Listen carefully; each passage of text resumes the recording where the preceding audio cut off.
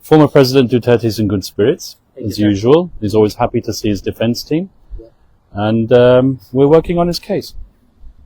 Thank you, sir, for that. So, Attorney Kaufman, the ICC is in trouble after the U.S. placed sanction on Chief Prosecutor Kana, who also faces a serious personal allegation. His email and bank account are reportedly blocked. So, our question is, number one, what happens now the case against former President Duterte? And number two, if the Chief Prosecutor can't do his job, who will handle the case? And number three, and how should the Philippine government deal with this, knowing the ICC is being questioned and the US is against it? Well, let's start with the last question. Yeah. I think that the real prosecutor in this case is actually in Manila, sitting in his palace. He's the person who threw President Duterte over here to The Hague. He's the person who used the office of the prosecutor as a tool in his political campaign, and it won't work. Now, regarding the sanctions, the US sanctions, these were imposed. I don't think it has anything to do with the Philippines situation. As you may be aware, President Trump is pretty annoyed with the ICC because of the investigation into what so-called Palestine situation. And he has said, quite frankly, that anyone who targets the United States, who targets United States allies, and for all intents and purposes that is Israel, and Prime Minister Netanyahu, they will be subject to sanctions. Now, at the present moment in time, these sanctions are only affecting one person in particular. That's the Chief Prosecutor, Karim Khan, who has now suspended himself because of the allegations of sexual misconduct. I'm not going to go into those allegations. It's not my role to pass judgment. But he is being investigated by the United Nations, and the United Nations Office of Internal Oversight Services will come back with their decision on the matter in due course. And then whatever happens to Chief Prosecutor Khan will happen. But the person who is handling the case at the moment is the Deputy Prosecutor, that's Mame Niang, and he has overall control of the case, and he is the person who is now signing off on documents in President Duterte's case.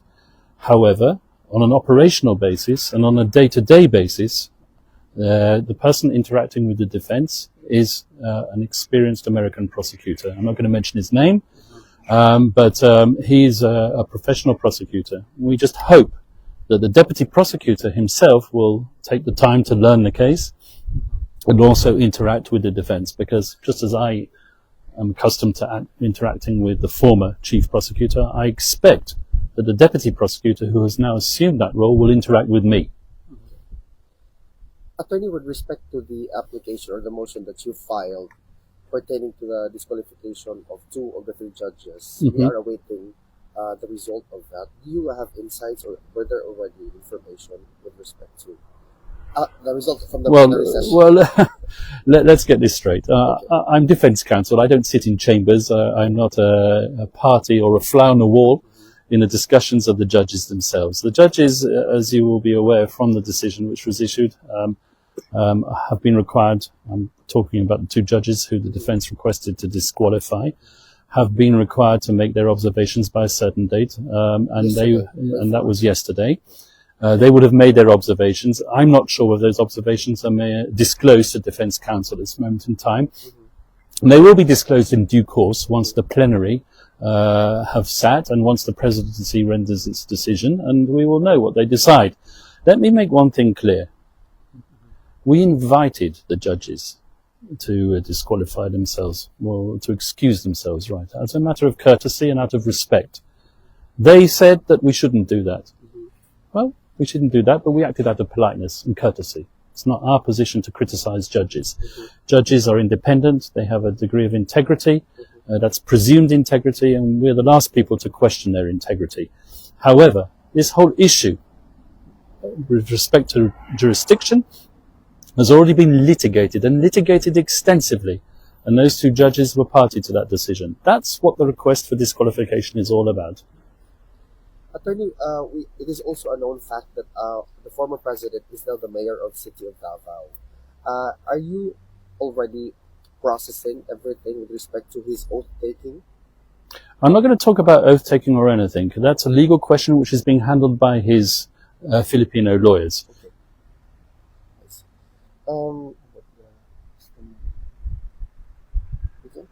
It's 73 days. Oh yeah, he's been there for 73 days already, held inside the ICC detention facility, attorney. Do you think that we're looking at years or hopefully the soonest possible time that he'll be released? As far as I'm concerned, it's always the soonest possible.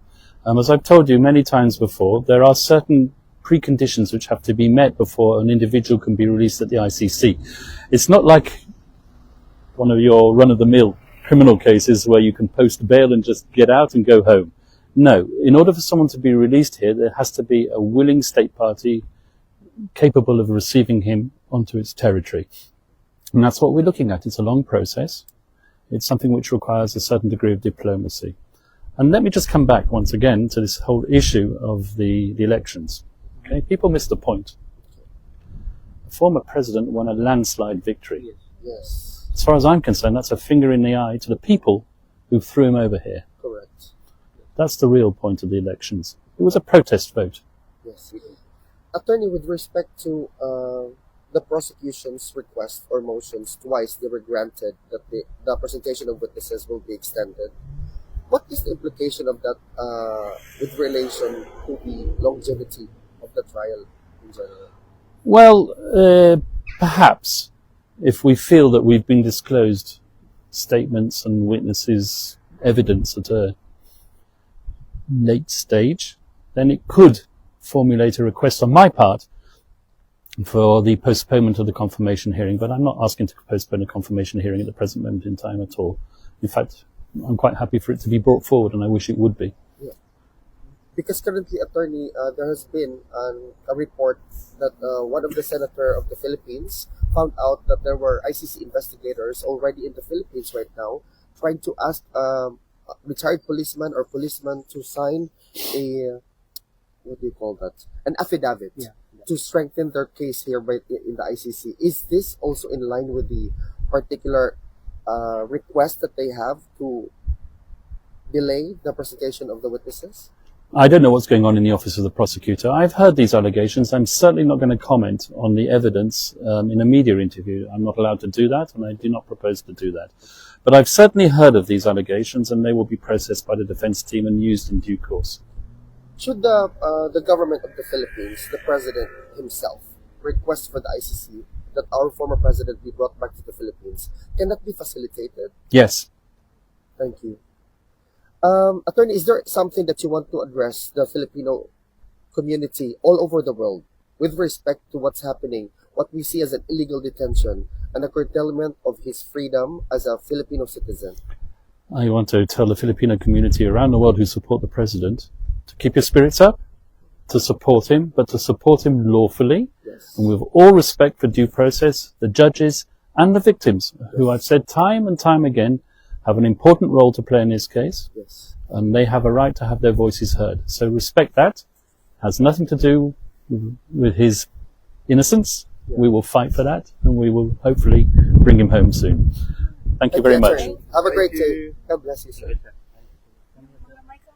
Oh, Attorney, our microphone. Attorney, it's Thank you, our sir. pleasure Thank you, sir. to be able to talk to you again. You're Thank you, welcome. sir. Thank you so much. Okay, Thank you, sir. Have a nice He's day again. fighting for our president. I will. Yes, sir. Bye. Bye, sir. Take care. Bye, sir. We love you, attorney. Thank you. We love you very much. Bye, sir. Have a good day. Bye-bye.